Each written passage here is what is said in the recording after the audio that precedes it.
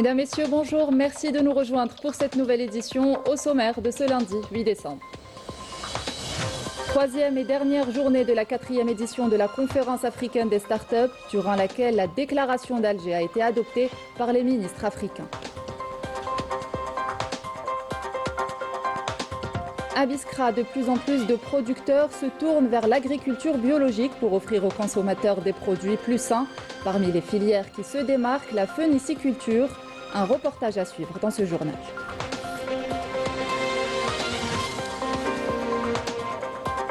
Les citoyens marocains subissent au quotidien les décisions arbitraires du régime du Marzen, un régime qui n'hésite pas à multiplier humiliations, persécutions et arrestations à l'encontre de ceux dont le seul tort est d'aspirer à une vie digne. Et pour ceux qui rêvent d'évasion, Timimoun s'impose comme une destination incontournable avec ses dunes majestueuses, ses paysages à couper le souffle et son patrimoine culturel unique. Un véritable écrin au cœur du Sahara qui promet aventure et dépaysement aux visiteurs. Bienvenue à tous. Les travaux de la 4e édition de la conférence africaine des startups se poursuivent au Centre international de conférence Abdellatif Rahal pour la 3e et dernière journée. Hier, la 4e déclaration ministérielle pour le développement des startups a été adoptée par les ministres africains lors d'une réunion tenue en marge de la conférence africaine des startups.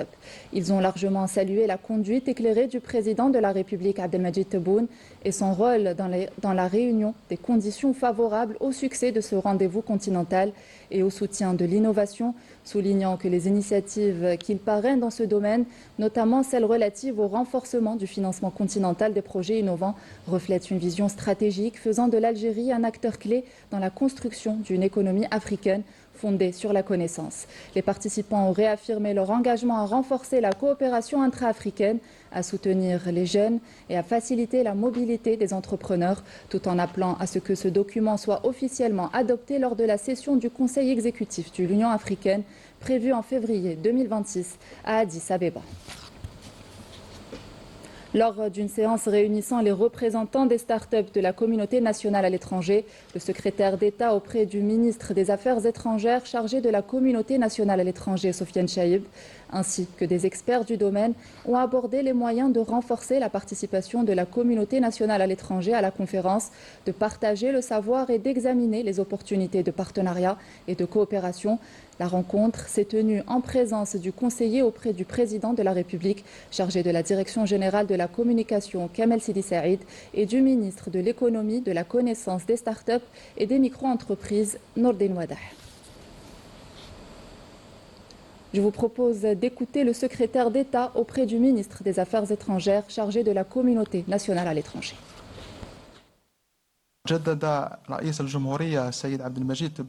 Dans son message aux participants à cette 4e édition, le président de la République a renouvelé son engagement personnel pour la création de 20 000 startups à l'horizon 2029. Et pour réaliser cet objectif que nous sommes sur le point d'atteindre, notre communauté à l'étranger est invitée à y jouer un rôle actif et bénéficier de tout un système incitatif au niveau législatif, numérique, institutionnel et financier.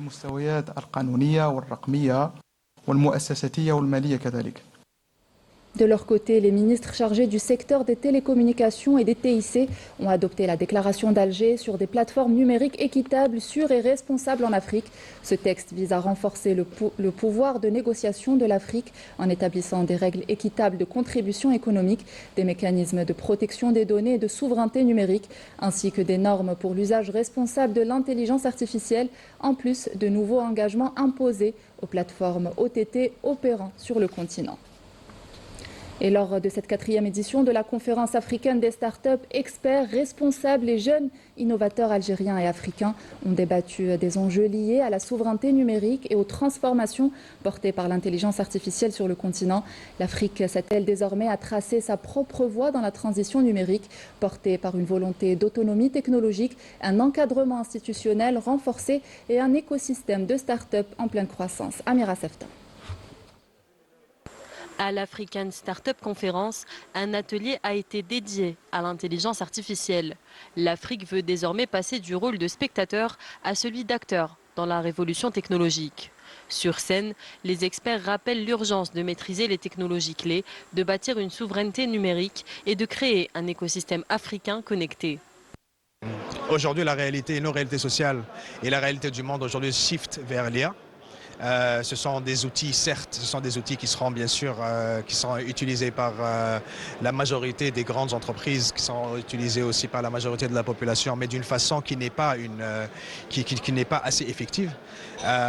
L'urgence dans la création, dans l'utilisation, comme on appelle, de l'IA aujourd'hui en Afrique, c'est une urgence économique, une urgence juridique.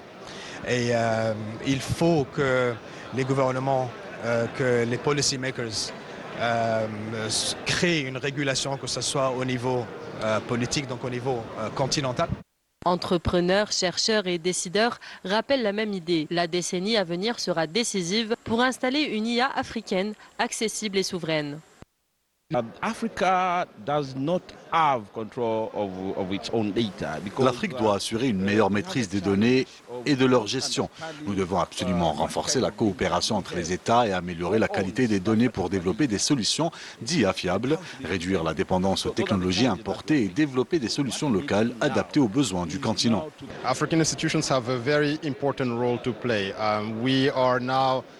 L'Afrique doit impérativement saisir la révolution de l'IA pour ne pas rater une nouvelle étape technologique avec sa population jeune et ses ressources stratégiques. Le continent africain a le potentiel pour devenir un acteur majeur à condition de renforcer ses institutions. Celles-ci doivent garantir la souveraineté numérique, encadrer l'usage des données et veiller à ce que l'IA serve les priorités africaines. De jeunes innovateurs africains qui ont développé des solutions d'IA concrètes, directement adaptées aux besoins du continent, ont participé au panel. Le système de notification est basé sur des algorithmes qui modélisent le principe de fonctionnement de la vie scolaire en temps réel. Aujourd'hui, nous sommes dans plusieurs écoles et plus de 3500 élèves enrôlés et 98% des parents sont satisfaits parce que tout simplement on est en train de renforcer le lien de confiance entre l'école et la famille. Entre prototypes, codes et démonstrations, l'écosystème de l'intelligence artificielle se structure. Une certitude se dégage, l'Afrique veut imposer sa voix dans la révolution de l'intelligence artificielle et ne plus laisser les autres écrire son futur. Les participants ont également bénéficié d'un programme riche portant sur les dernières tendances en innovation, technologie et entrepreneuriat à l'échelle du continent. Les détails avec Walid Yousfi. L'économie bleue, c'est le thème d'un des panels phares de cette deuxième journée de la conférence africaine des startups, marquée par un programme dense entièrement consacré aux conférences et aux discussions autour des nouveaux leviers de croissance en Afrique. C'est donner plus de visibilité pour 6 startups au niveau d'un événement international, c'est le Africa Startup Conference. Après un round qui a été au niveau d'Oran, lors du Salon international de la pêche et de l'aquaculture, aujourd'hui c'est le pitch final, c'est la présentation du résultat d'accompagnement durant 2 mois où ces 6 startups vont signer, Inch'Allah, le dernier jour du Africa Startup Conference, des conventions de partenariat avec des opérateurs économiques. Ce qui est intéressant dans cet événement, c'est toute la partie side event. Pourquoi? Parce que c'est des panels, des conférences qui sont soit en petit comité, soit où on a la possibilité de poser des questions. Donc le fait de poser des questions, ça nous permet d'avoir une idée sur comment accélérer, comment passer à l'étape supérieure quand on a déjà créé sa start-up. Ces conférences et ateliers réunissant chercheurs, investisseurs, spécialistes et start-upers ont constitué des espaces d'échange d'idées et de partage d'expériences en matière de développement de politiques favorables à l'entrepreneuriat, à la création et à la croissance des start-up.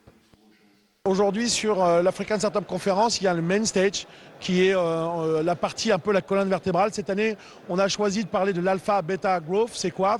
Je suis un porteur d'idées, je participe à l'alpha. Je suis déjà une startup, je participe au bêta et je veux faire de l'hyperscale. Donc arriver à une startup, à une licorne, je suis les formations du growth. À côté de ça, on a à peu près une trentaine de side events. Cet événement, il est très très important. Surtout pour les startups, pour les gens qui sont aussi dans la data et l'IA, parce que cet événement, il va regrouper plusieurs panels et c'est l'occasion de rencontrer aussi nos collègues au sein de toute l'Afrique. Une journée riche en débats et en propositions, de quoi mettre en avant l'innovation africaine et accompagner les jeunes start-upers pour un meilleur développement de l'écosystème entrepreneurial africain. Dans le cadre du programme de coopération militaire bilatérale algéro-russe, la corvette Bouaki de la flotte russe a accosté hier au port d'Alger pour une escale de 3 jours. L'objectif est de renforcer la coopération bilatérale et de promouvoir le partage d'expertise. Majda Jahmoun. Dans le cadre de la mise en œuvre du programme de coopération militaire bilatérale algéro-russe, la corvette Bouaki de la flotte russe de la mer Baltique a accosté aujourd'hui, 7 décembre 2025, au port d'Alger pour une escale de 3 jours. Au cours de cette escale, le chef de la mission et la délégation qui l'accompagnait ont effectué une visite de courtoisie auprès du commandement de la façade maritime centre, première région militaire, au siège de la base navale d'Alger, première région militaire. Les échanges ont porté sur les moyens de renforcer la coopération bilatérale et de promouvoir le partage d'expertise entre les marines algériennes et russes. Dans ce cadre, des visites réciproques seront organisées entre les cadres des forces navales algériennes et l'équipage de la corvette russe, permettant un échange de connaissances et d'expériences dans le domaine maritime. Des activités culturelles et touristiques seront également programmées au profit des membres de l'équipage de la marine russe. En mer, un exercice naval conjoint de type PASEX sera exécuté, impliquant le patrouilleur de haute mer El Moutasaddi, relevant des forces navales algériennes et la corvette russe Bouaki. Cet exercice vise à renforcer l'interopérabilité entre les unités navales des deux pays et à échanger les expertises dans les domaines de la manœuvre, la coordination opérationnelle, des communications maritimes et des opérations de sécurité en mer. À Biskra, le salon de la date de la production agricole et industrielle et de la promotion du tourisme AgriTour Expo 2025 a été l'occasion d'échanger les expériences, notamment dans l'agriculture biologique, mais aussi dans le domaine industriel où de nouvelles technologies sont introduites dans le pays, dont l'irrigation intelligente. Badia Amarni. Consommer bio, c'est possible grâce aux efforts de nombreuses entreprises engagées en faveur d'une consommation plus saine des produits agricoles. De plus en plus d'agriculteurs sont sensibilisés à cette agriculture biologique, l'objectif étant de préserver la santé du consommateur. L'objectif, c'est produire un produit sain, biologique, c'est-à-dire qu'on utilise le zéro pesticide. Donc l'objectif, c'est le marché local et l'exportation. La production, donc, pour produire bio, aujourd'hui, c'est notre objectif et de notre présence ici, c'est justement de vulgariser cette méthode. Donc on est expert pour produire un produit propre et sain. Qu'on veut, nous, le groupe, on veut que ce produit, c'est-à-dire même quelqu'un qui n'est pas riche, il a le droit de manger quelque chose de sain. C'est récent qu'on commence à faire notre première année en export de produits transformés et certifiés bio. J'insiste sur ce mot-là. Parce que pour avoir une certification, ça nous a pris 5 ans de suivi. Et c'est donc pour promouvoir la culture du bio que de plus en plus de producteurs prennent part à des salons dans l'espoir d'améliorer le rendement à travers des rencontres avec d'autres agriculteurs ou encore des industriels comme ici au Salon des dates de la production agricole et industrielle et de la promotion du tourisme qui s'est déroulé à Biskra. L'occasion de découvrir de nouvelles techniques de production et de sceller des partenariats pour pouvoir conquérir les marchés internationaux. Avant, c'était Deglot Nord qui était très connu ici à Biskra, qui est un pôle de la date. Deglot Nord a conquis tous les marchés extérieurs. Aujourd'hui, même les autres variétés, il en existe environ 1200, sont demandées même à l'étranger. L'État nous accompagne et les mesures prises sont dans notre intérêt.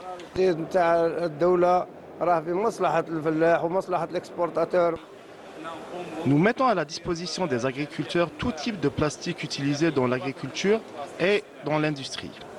Nous avons créé une filiale spécialisée dans l'irrigation intelligente.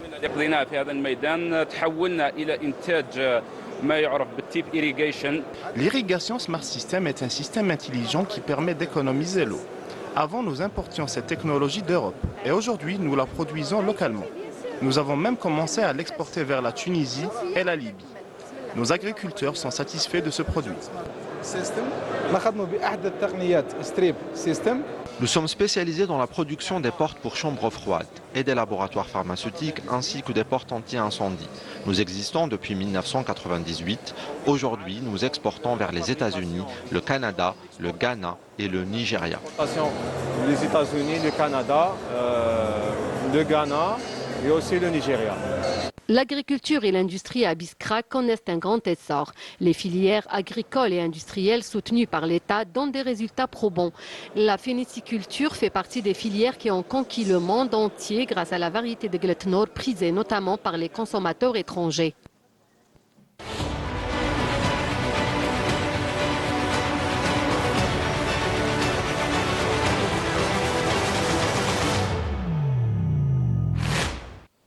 Les citoyens marocains sont de plus en plus confrontés aux décisions arbitraires du régime du Marzen, un régime qui n'hésite pas à multiplier humiliations, persécutions et arrestations à l'encontre de ceux dont le seul tort est d'aspirer à une vie digne. Walid Benouis.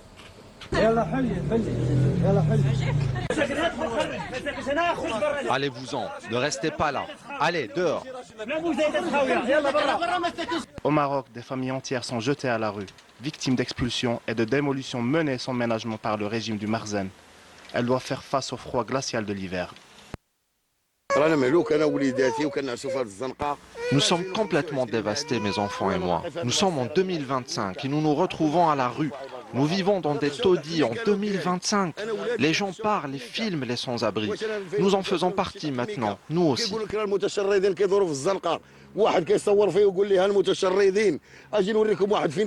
Un système arbitraire qui prive le citoyen marocain de ses droits les plus élémentaires à une vie digne. Entre expulsion et errance forcée, d'autres Marocains subissent les inondations dès les premières pluies. Voyant leurs maisons se transformer en véritables mares, révélant une précarité qui ne cesse de s'aggraver.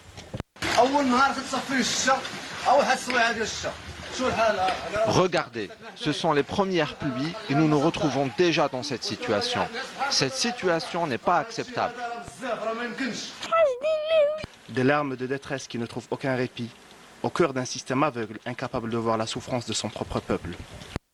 Et toujours au Maroc, le mouvement de la jeunesse Gen Z 212 qui mène des protestations dans ce pays depuis fin septembre dernier a annoncé la reprise des manifestations mercredi prochain.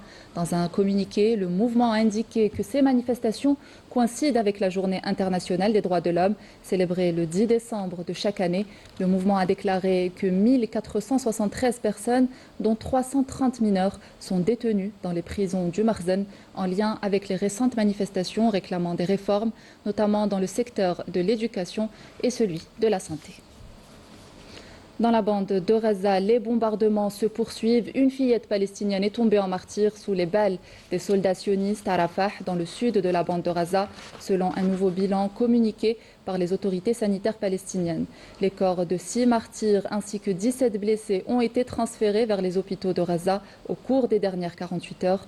Depuis l'entrée en vigueur du cessez-le-feu, pas moins de 373 Palestiniens sont tombés en martyrs et 970 autres ont été blessés, tandis que les corps de nombreuses victimes se trouvent encore sous les décombres. Du sport à présent avec la Coupe arabe, la Palestine et la Syrie ont créé la sensation hier en se qualifiant pour les quarts de finale de la Coupe arabe.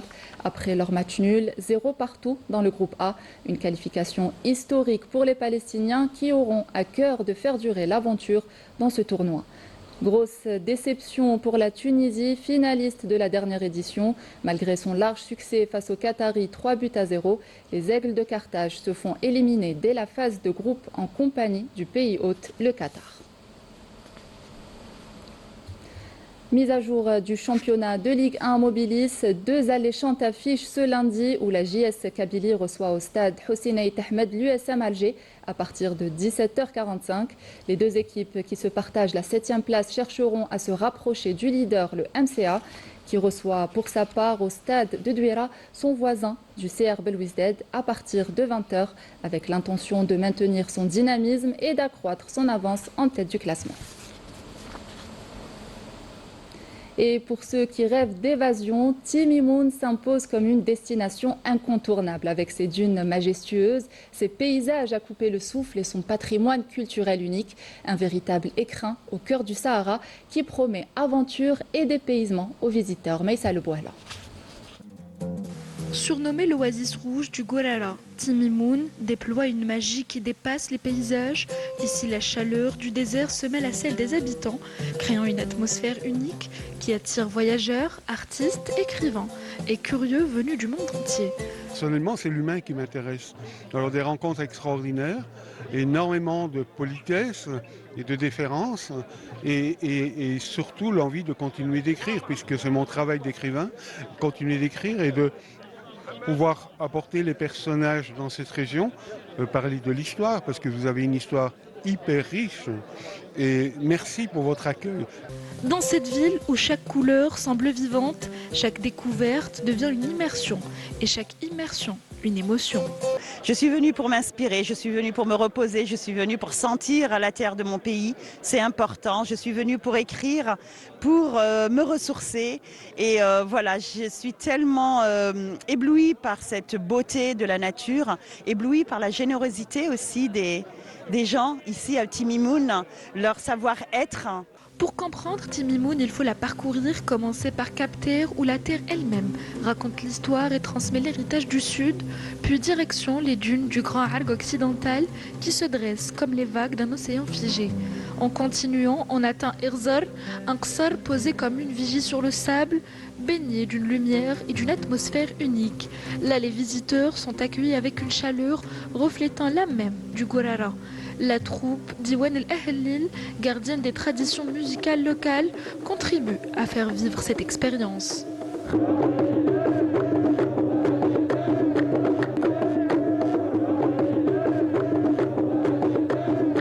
J'adore Timimoun pour son patrimoine et l'objectif c'était que les auteurs puissent écrire et on veut allier la littérature avec l'environnement et le savoir-faire de nos artisans, les tisserandes. Voilà. L'Algérie a beaucoup de potentiel touristique. C'est ma première fois à Timimoun et j'ai vraiment aimé cette ville. Les gens sont très chaleureux. J'adore l'Algérie. Et lorsque le soleil descend derrière les dunes, Timimoun révèle encore une autre facette de sa magie, rappelant que la beauté du désert algérien ne se contemple jamais une seule fois.